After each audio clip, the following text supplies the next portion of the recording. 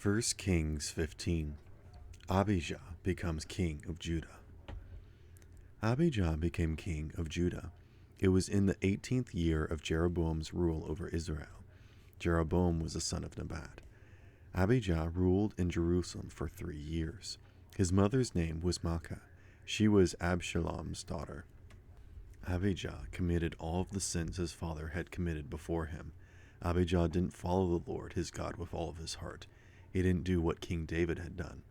But the Lord still kept the lamp of Abijah's kingdom burning brightly in Jerusalem. He did it by giving him a son to be the next king after him. He also did it by making Jerusalem strong.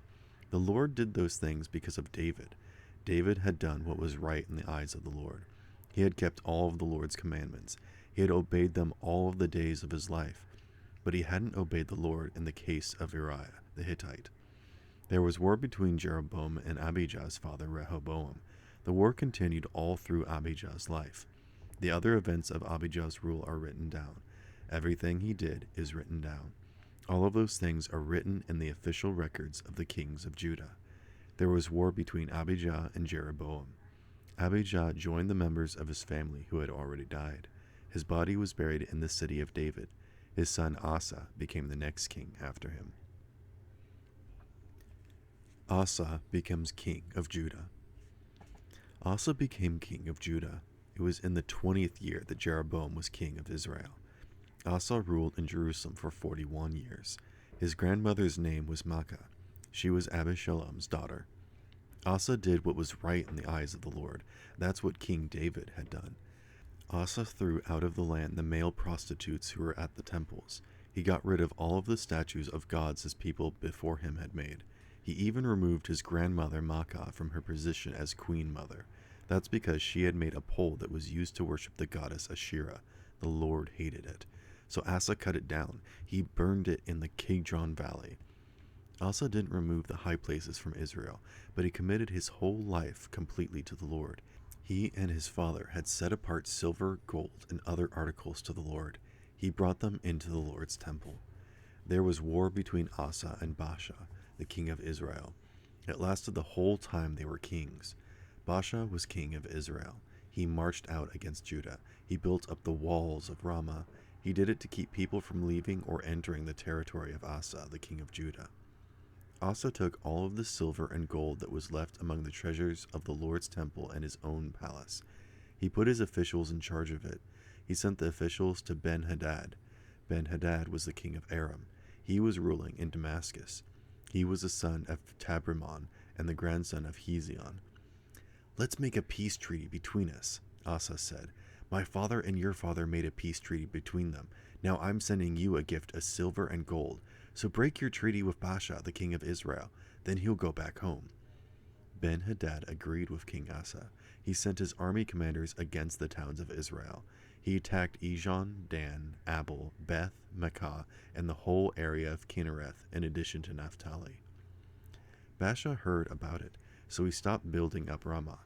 He went back home to Tirzah. Then King Asa gave an order to all the men of Judah. Everyone was required to help. They carried away from Ramah the stones and wood Baasha had been using there. King Asa used them to build up Geba in the territory of Benjamin. He also used them to build up Mizpah.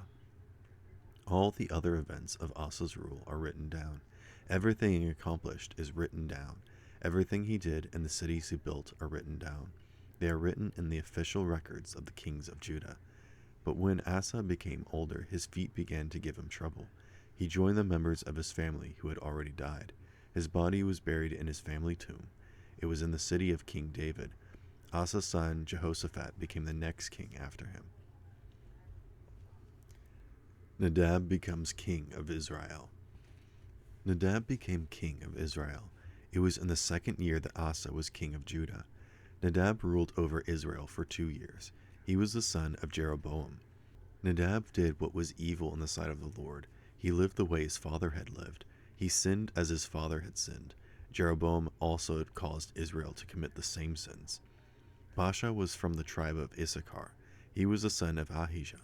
Baasha made plans against Nadab and struck him down at Gibbethon. It was a Philistine town. Baasha struck him down while Nadab and all the men of Israel were getting ready to attack Gibbethon. He killed Nadab in the 3rd year that Asa was king of Judah. Baasha became the next king after Nadab. As soon as Baasha became king, he killed Jeroboam's whole family. He didn't leave any of them alive. He destroyed every one of them. He did what the Lord had said would happen. The Lord had spoken that message through his servant Ahijah from Shiloh. The Lord judged Jeroboam's family because of the sins Jeroboam had committed. He had also caused Israel to commit those same sins. He had made the Lord very angry. The Lord is the God of Israel.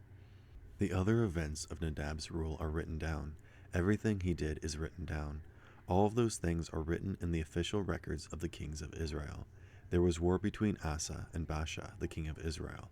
It lasted the whole time they were kings. Baasha becomes king of Israel. Baasha became king of Israel in Tirzah.